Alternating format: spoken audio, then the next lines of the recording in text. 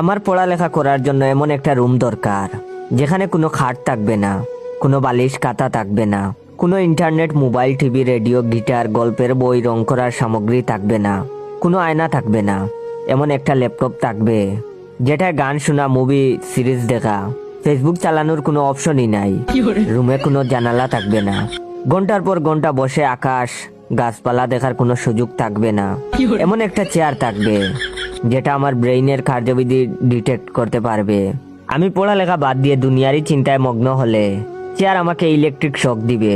পুরো রুমের ফ্লোরে থাকবে শত শত সাপ, যেই সাপগুলো চেয়ার বেয়ে উপরে উঠবে না ঠিকই, কিন্তু আমি পড়ার টেবিল চেয়ার ছেড়ে নামলেই আমাকে সুবল মারবে।